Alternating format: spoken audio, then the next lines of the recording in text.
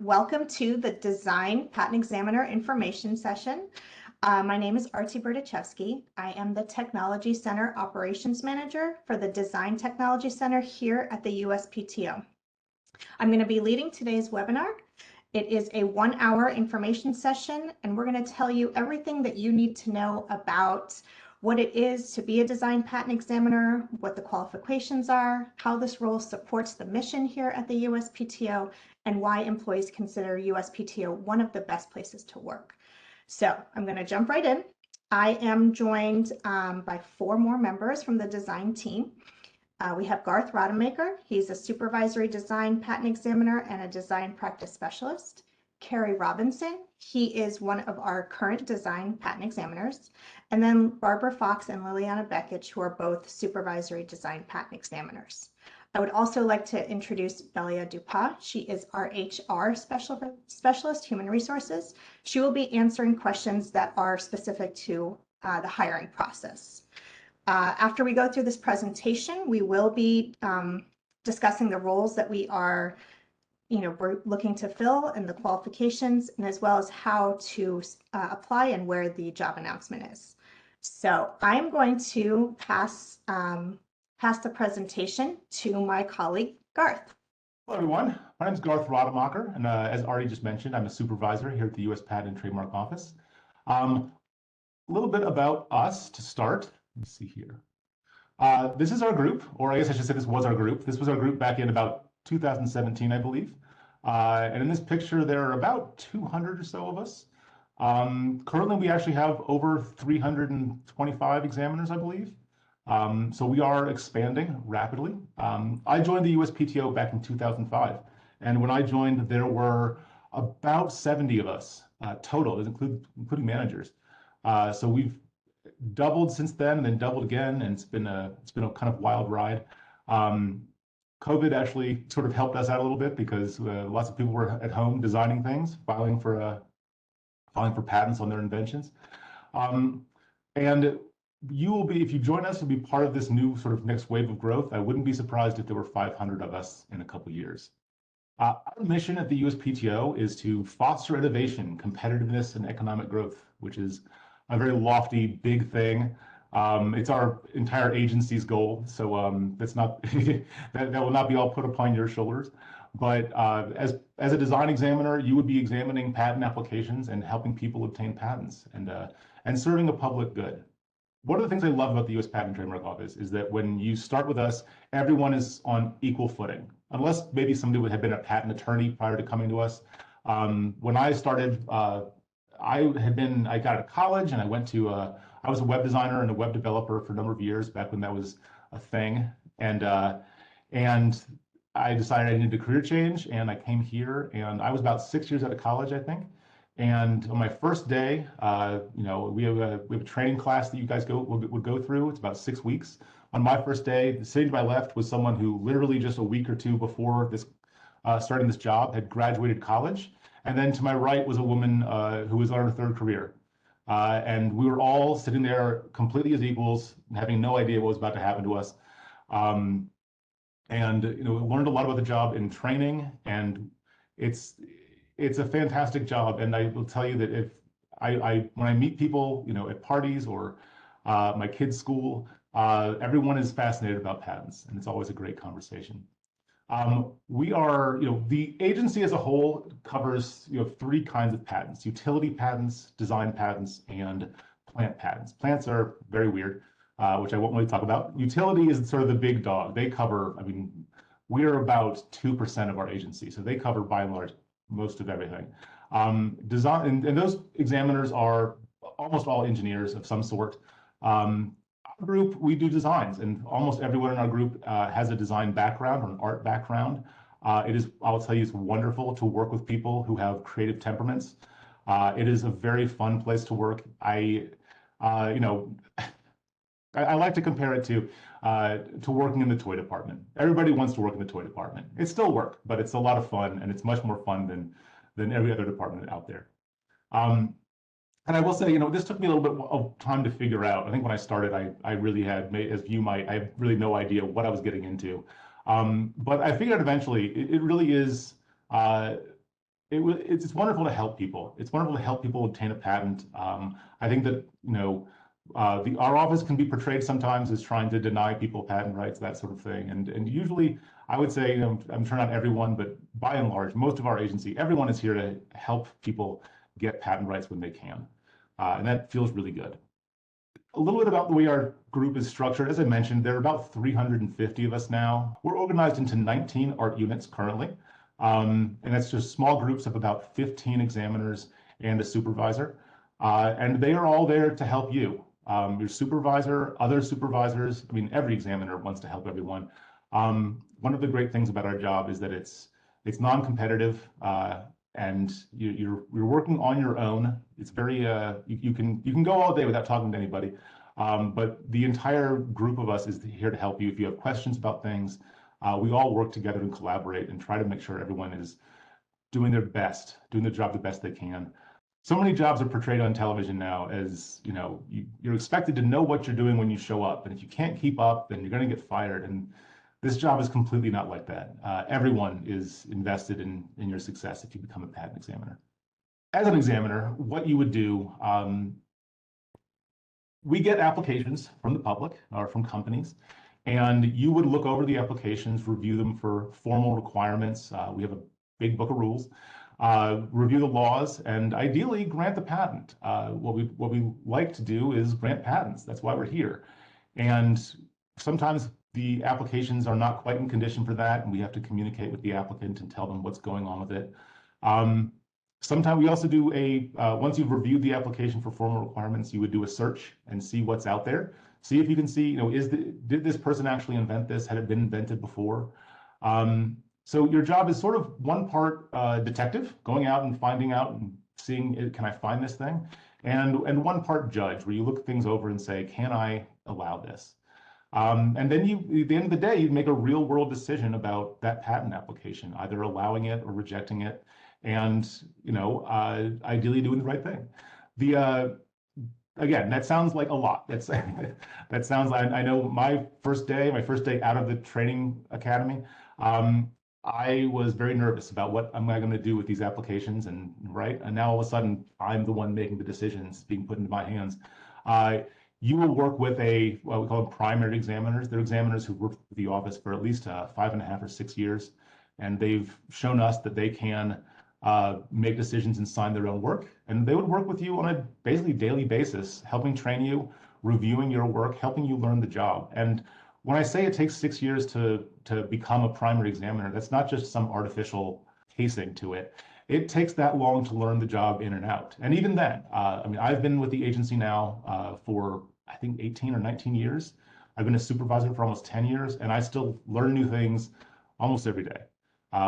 It's a quasi-legal job. So I think even if I did learn everything, I got to the end of it, I learned every single thing backwards and forwards, there'd be some new piece of case law that came down that would just upend everything, and I'd have to start all over, which is exciting. It's what keeps the job interesting.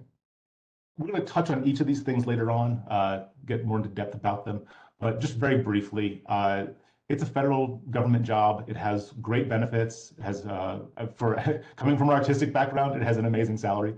And I mentioned it's non-competitive. You work at this job, and you really, the way you get promoted is by doing more work.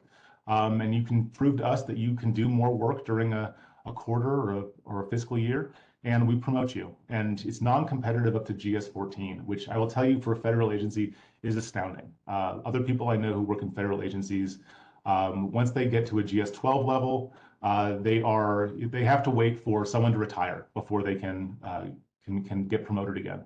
So it's a wonderful thing. And I also want to just say, working from home with a flexible work schedule cannot be beat. It lets you work when you feel like working, and when you have other things that you need to take care of. Like, for example, I got to duck out of work around 3 o'clock every day for a half an hour to go get my kids from school, and I don't need to take leave for that. I can just go do it and come back and get back to work. But enough from me. Let's hear from Kerry. He's an examiner, so he will be able to tell you much more about all that. All right, hello everyone. My name is Kerry Robinson, and I have been at the patent office for about 7.5 years. And I can honestly attribute me getting this job from my educational experience, my work experience, my connections, as well as just being at the right place at the right time. I started off my journey as a freshman at Tuskegee University, where I was pursuing a degree in engineering. And so I found out early on in a group project that engineering just wasn't for me. So I did a total 360. I switched my major, I switched schools, transferred to Florida A&M University in Tallahassee, Florida, where I pursued a degree in fine arts with a minor of graphic design. While at FAMU, Florida A&M, I was able to intern as a graphic designer at the Mary Brogan Museum of Art. I also founded the Fine Art Society at Florida A&M, which was an organization encompassing of the student body in the art program as well as some of the faculty and staff. And we organized that group because we really didn't receive any funding from the SGA to further our artistic practice. So we decided to get together and start the Fine Arts Society so that we can raise money to purchase supplies, so that we can purchase all the necessary items required to finish the program and graduate with our arts degree. Um, Once I finished with my arts degree at Florida A&M University, I felt myself at the crossroads. I didn't know if I wanted to further my education. I didn't know if I wanted to be an independent artist, work for a company. I was honestly confused. I started working a restaurant job at Ruby Tuesday Restaurant. Um, Moved back to Mobile, Alabama to do that. And then I stumbled across the design management program at Savannah College of Art and Design in Savannah, Georgia.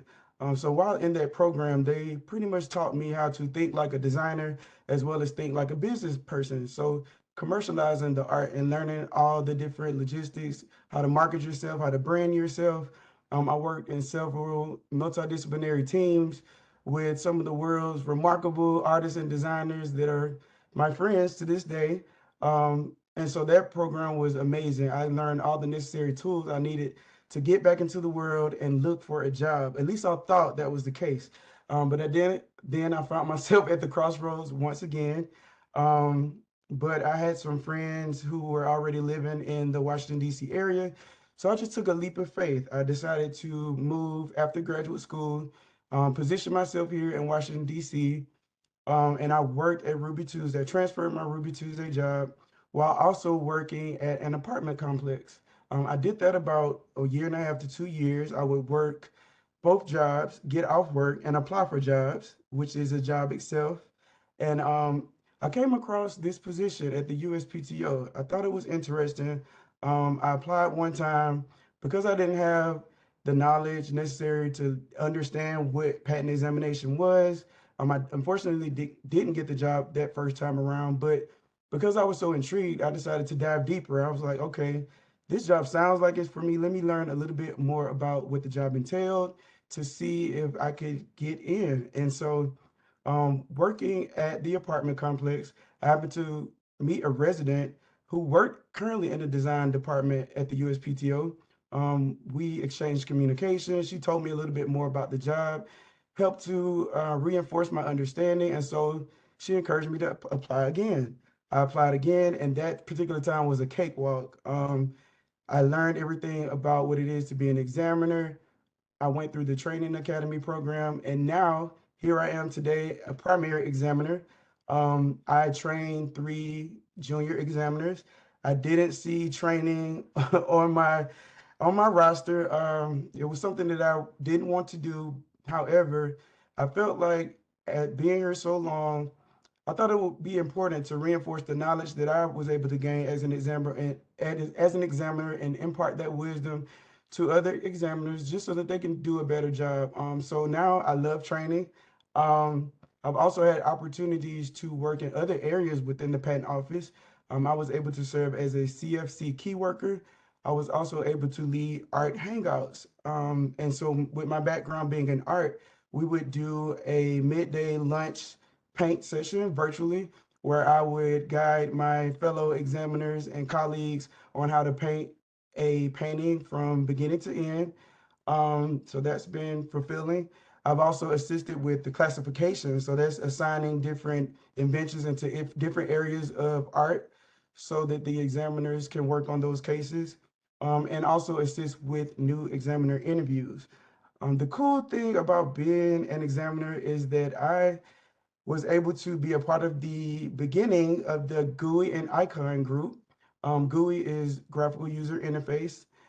So what's cool about that is that all the different popular apps and programs that are out these days, like social media, TikTok, Facebook, Instagram, we get to see all those updates before they hit the market. So, and I'm responsible for approving of those updates and those new icons. And it's so cool when you go out in public, when I'm turning the volume up on the remote and I see the interface. Like I never noticed that stuff until I worked here. And I'm like, hey, I worked on that. So that's really rewarding to see that manifestation of my examination practice. A couple of the perks working here at the USPTO, the most important perk that I love is the work-life balance. So I also am an artist, in which the office encourages us to continue our practice since we all have an art background. Also, because I'm a visual artist, I have time to work on my art craft. Sometimes I might want to wake up and check my emails, or I might want to go work out. I might want to go kickboxing. The flexible schedules we have here are just unparalleled that I don't think I can go to another 9 to 5 job again. Sometimes I might work at night when the coast is clear and I'm not having to answer emails. I'm able to flex on, flex off. Another thing is the relaxed dress code. As you see here in this picture, I have a suit on. I don't look like that every day because I don't have to. But this job allows you the flexibility to dress up or dress more casual if you choose to do so. Um, the campus culture of the job is one thing that I really love, just being surrounded by other individuals who are just like you. A lot of people have backgrounds in art education and industrial design and architecture. Most people think artists are weird, and that is definitely not true here. We all have our own practices and we all work together here at this job. I also have a company outside of this job, which is a nonprofit called Art Bay and the Art Bay Foundation. We do arts, entertainment, and education-based programming with a passion for advocacy here in the DC area.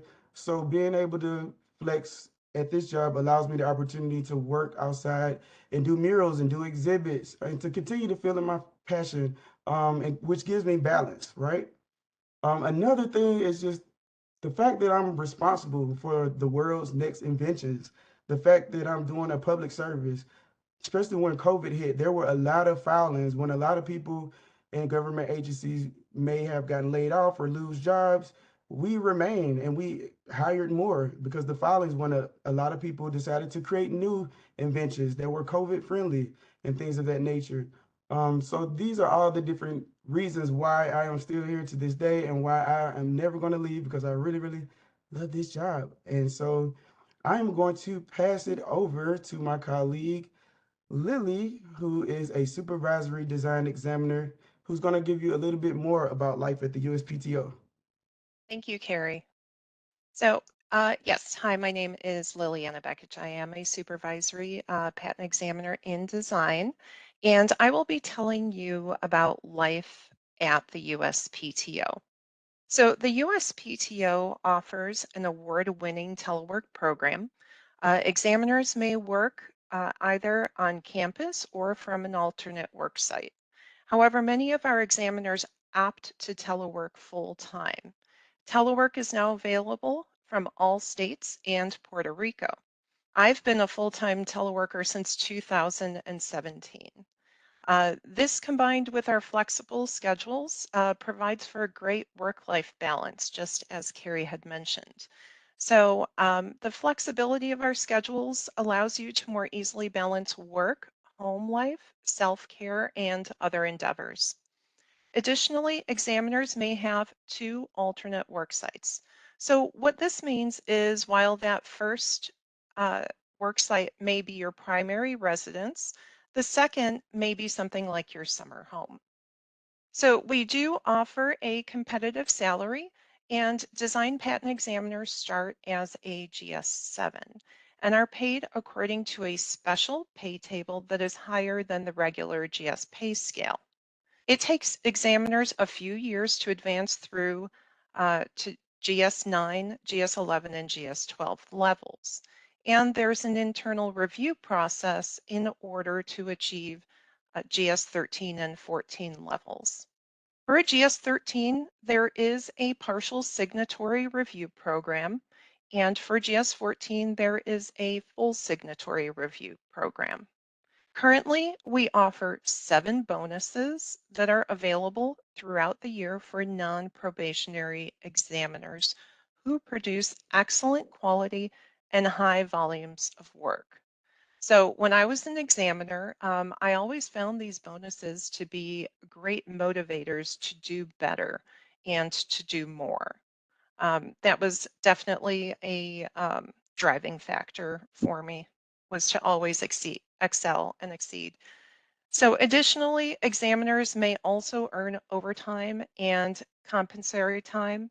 So compensatory time is a great way to accrue additional leave on top of your annual leave.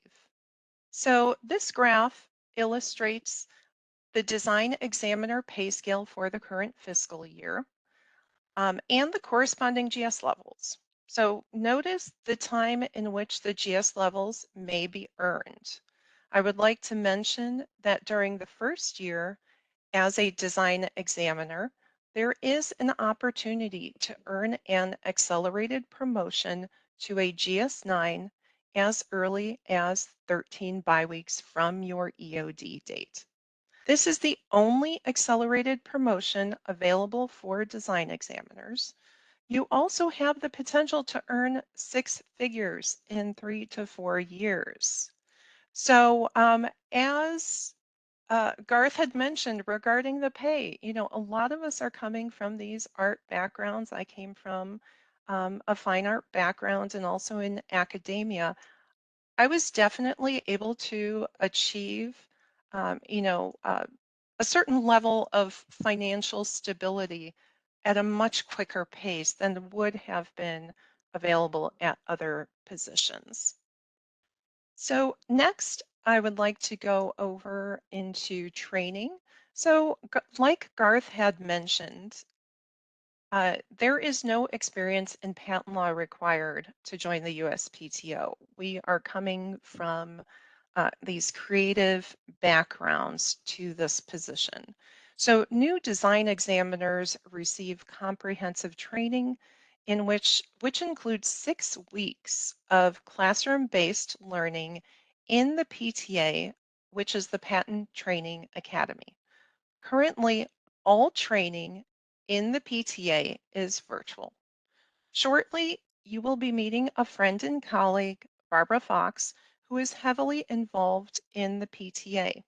After the 6 weeks of training in PTA, you get paired up with a trainer that is either a GS14 primary examiner or a supervisory patent examiner. You continue to work with a trainer up until you pass the full signatory program and become a GS14 primary examiner yourself. And even after that, um, you are not left to fend for yourself. Again, as Garth was talking about the training and the learning of this job, the design core is a great group of people that are willing to help each other out. So you can always ask questions and seek guidance. And so a personal note, so when I became a design patent examiner, I asked one of my colleagues, how long does it take to learn this job? And her response was about 5 years. And I was shocked at the time, but she was very right. Every application, every situation is a learning experience. And there's always something new that you haven't seen before. That is what kept the job interesting for me, in addition to the great group of people that I work with. So next, let's take a look at some of the benefits. So design patent examiners receive great benefits as federal employees. There's health, life, and long-term care insurance, paid annual sick and parental leave, and you also earn your leave as you go. So what this means is that if you have accrued leave in your leave bank, you can simply put in a leave request and your supervisor can approve it. There's no begging to take time off like there is in other jobs. So we also have retirement benefits under FERS and TSP, including a Roth TSP feature. TSP is great in that it's self-directed, where you decide how much you want to contribute and also designate how it's invested. Employees can also get public transportation subsidies. This is great for those of you local to the office. And the USPTO campus has an on-site fitness center that offers classes, has a variety of machines and equipment, and shower facilities. So there's also a daycare and health unit. So when I was on campus, I loved the fact that I could take a break from work in the middle of the day, take a class at the gym, or just go ride a bike to clear my head and then go back to work. This is one of those great perks of the flexible schedules, just as Carrie had mentioned. And thanks everybody for joining this webinar today. I hope it's informational for you. So I guess what I would be starting with first is my career journey, and that is I've started a little bit differently than Carrie has. I had a degree in journalism and advertising, and I worked in that field for a few years in media buying and ad placement and things like that. At some point, one of my employers noticed that I had some skills in design, and they showed me the design software, and they thought I had some sort of gift with it. So they said, "Hey, would you like to be our graphic designer?" And I said, "Sure, I'll give that a shot." And so I sort of was a self-taught graphic designer. I worked in that field for several years. I worked for the private sector. I worked as a freelancer. Um, when I finally got my dream job, which was designing and producing a monthly magazine, a friend of mine who was a utility examiner at the patent office, she said, "Oh, you should apply to be a design patent examiner." And I thought about it, and I thought, you know, I don't really want to work for the government. I'm a creative. Okay. Out of respect for her, I said, you know, I'll give it a shot. And I applied and I interviewed and they offered me a position. And from there, you know, there were so many positives. There's health insurance, savings plan. For any of you who freelance, there was a reliable paycheck at the end of 2 weeks. So I kind of felt like I can't say no. So I decided to take the plunge and start a second career. It was a little bit scary because I was coming into this new position as a design examiner from the top of my game in my former career. And when I started this new job, just like Garth was saying, everybody's starting at the bottom. Everybody's starting with like no knowledge of anything that we're getting ourselves into. But you know, we had some training at the time. I only had 2 weeks of training. If you were to come in here today, you would have 6 weeks of training, and then you would be followed with a one-on-one trainee situation. But we'll talk about that a little bit. But in any case, so I came in, no knowledge of this job, and I learned it right alongside everybody else who started with me. In about 5.5 to 6 years, I became an independent or a primary examiner. And I felt like I had really achieved something. I don't know that I was really confident in what I knew, but I examined for several years. My art areas were things like I had the tool area, I had electronic devices, I had GUIs and icons like Carrie, snow guards. If you think there's not a design patent for that, take a look. And my favorite art was the food art, and that was super fun. Yes, you can get a patent for the shape and configuration of a candy piece. Who knew, right? But it was really fun. I did that. I really loved the independent work. I loved the sleuthing or the research that we would do. I did that for about 10 years. again, with the same, independent or schedule that Lily and Garth have been talking about. But then somebody asked me if I would train a new examiner, and I wasn't quite sure if I was going to be able to impart good information to them. Wasn't quite so confident that I knew I could do that, but I gave it a shot, and I found that I really liked it. And so I loved sharing the information that I had learned over my last, 10 or so years with new people. And then I was asked to train another junior examiner, and then another, and then another. And it was fun. It was really fun. It was rewarding to help people out as they came into this new career. From there, I decided it was time to make a switch to management. And when I switched over to management, they asked me if I would help out in the training academy. And then now as a manager, that's a good part of my job. I spend a lot of my time, most of my time in the training academy, which is where you would spend your first 6 weeks if you were to take a position here. We in the 6-week program, we teach you about the job. We teach you the laws, the rules, the software, just the general PTO information. It's pretty intense. It's a big data dump, and it can be intimidating, but it kind of gives you the tools to start with. I really love working with the people that you've met here today already. This is a really nice position, and I hope that you will consider applying for it if you haven't already. So that's a little bit about my background. So we have some requirements to get a job at the USPTO, and that is that you would need to be a U.S. citizen or national. You must be registered for selective service if that's applicable to you, and you must be suitable for federal employment. The specialized experience is, as you noticed, I came in with a degree in journalism, but my work experience falls in here. So what we're looking for is somebody either who has a degree in one of these art backgrounds, who has taken at least 20 semester hours in these backgrounds, or has 4 years of experience in these same areas. It can be a range of things like that. So where do you find out how to apply?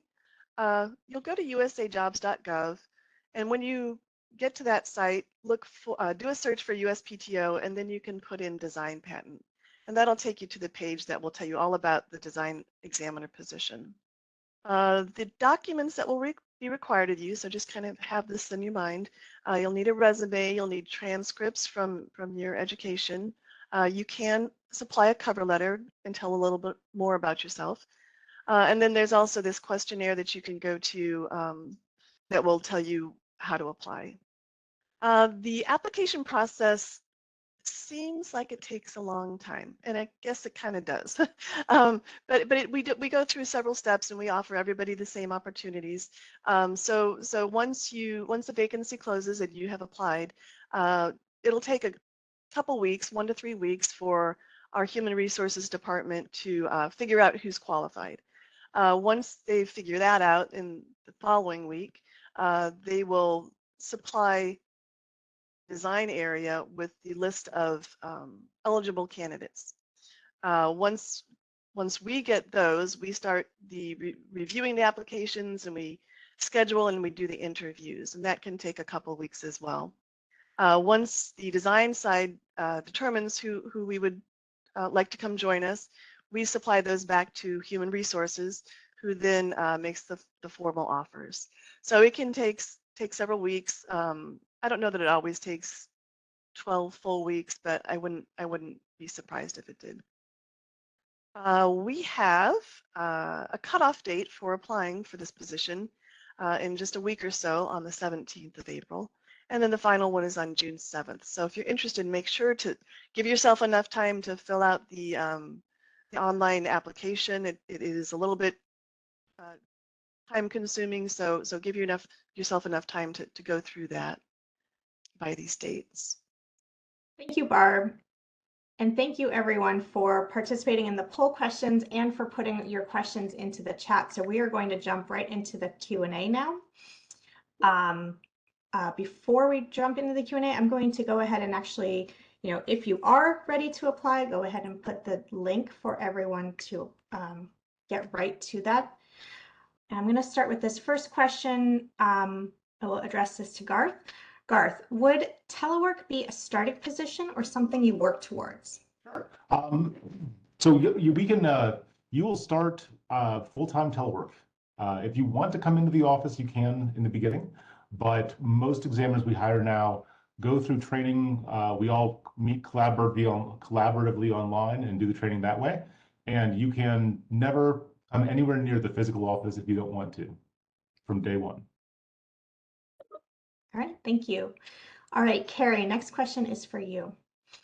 Is there a part-time schedule possible? Is that what flexible schedule means, or are all positions full-time? Yes, there is absolutely a part-time schedule. However, I want to make sure people are aware that we do have an increased flex time schedule. So what that means that you can work anywhere from a minimum of 15 minutes a day up to no more than 12 hours. You can work on Saturdays as well.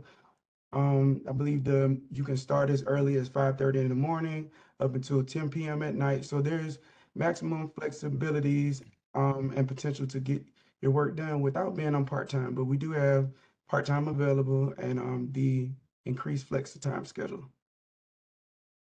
Thank you, Carrie. All right, Barb, I have a question for you. Does having passed the patent bar exam increase the strength of your application? I suppose it could. I think one of the more important things that we're looking for is sort of your visual acuity, being able to take something from 2-dimension to see it in 3-dimension, and then of course be able to talk about it.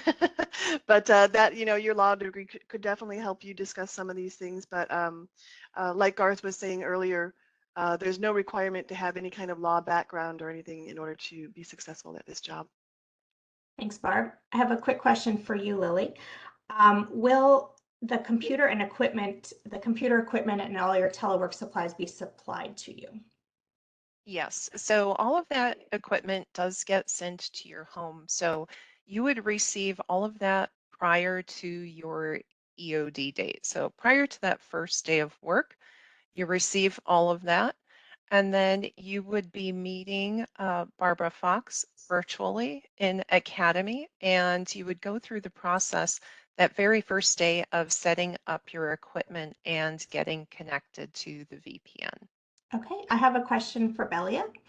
Belia, could you describe a little bit more about the upcoming cutoff dates and what that means for like how people might get selected? So we do have, I believe it's 2 more final cutoff dates. I believe is April 17 as well as June 7. When the date closes on the 17th, we do the qualification assessments from there. We review everyone from the beginning all the way to that particular date. Okay, I have another question for you, Belia. Sure. Are there age range requirements for applicants?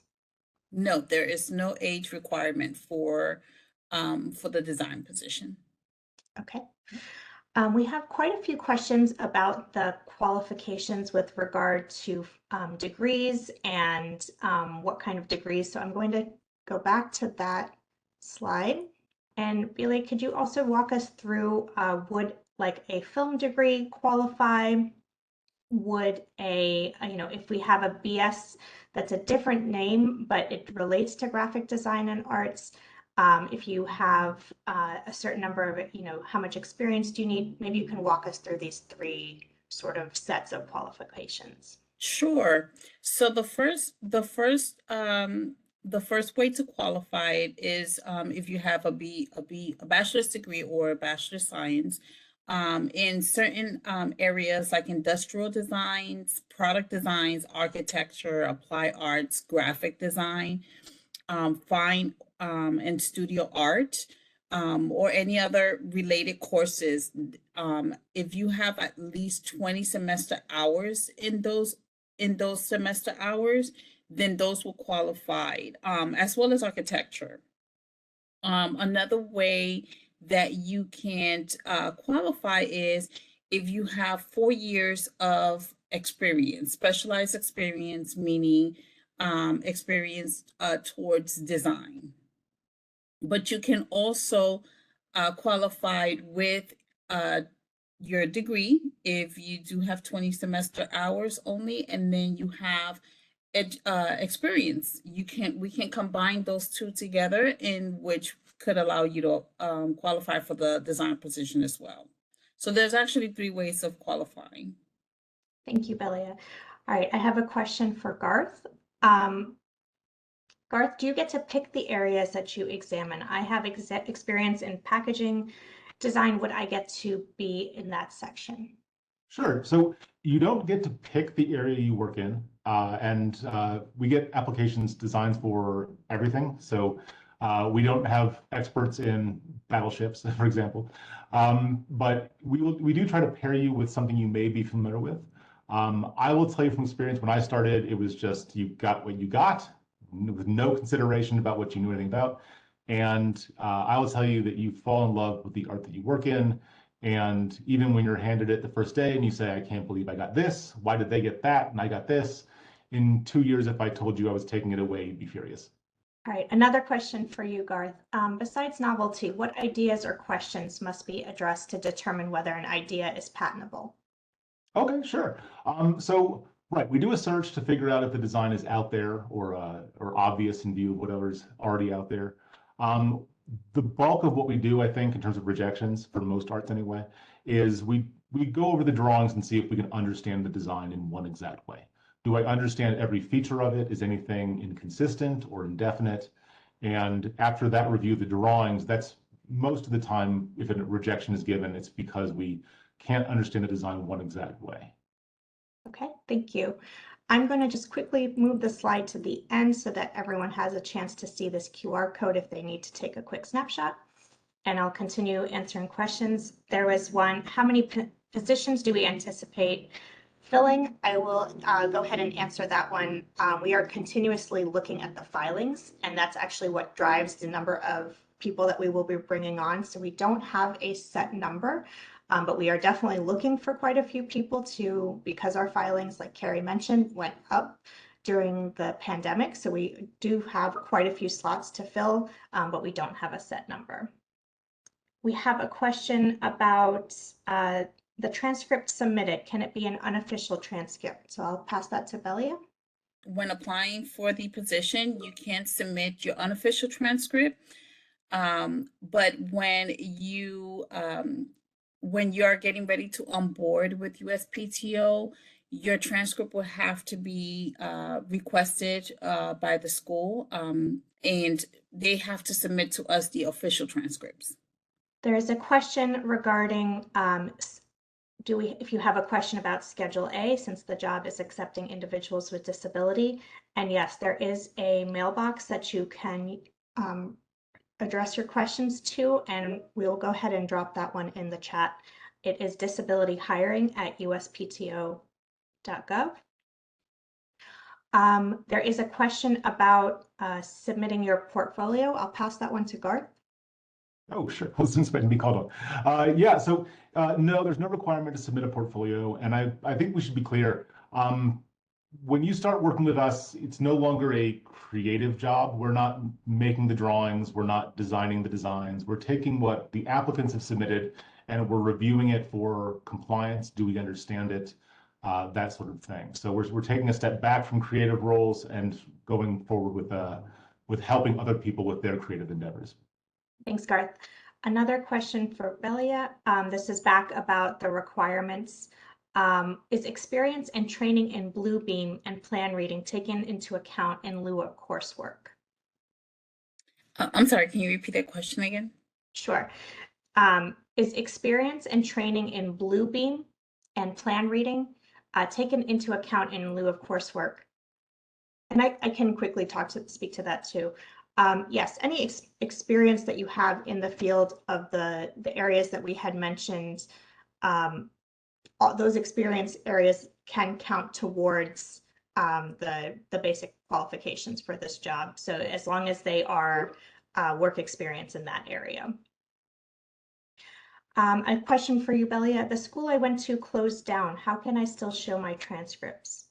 That is a good question. I haven't came across anyone that the school had closed. And so that will be something that we will have to get back to them. You know, would rather get that information to make sure I provide them with the correct information. Would a mechanical engineering degree qualify? Yeah, I believe that the mechanical engineering does meet the qualifications for the design. Thank you. And so just to repeat the answer about if the name of the degree is different but you still have the enough coursework in graphic design and arts, would that qualify? That will qualify, as well as if there's any experience, we combine those two together to make sure that they have the requirements needed. Okay. There was a question, and I'll take this one, for telework or fully remote employees. Are there formal opportunities to connect in person with colleagues? So for the last couple of years, I'll be honest, there haven't been.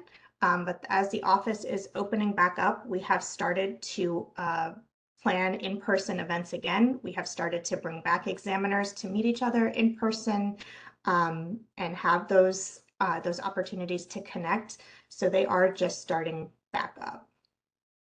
All right, there's a question, and maybe Belly, I'll pass this to you too, because it's about a background check. But what would be a disqualifying factor in a candidate's background check?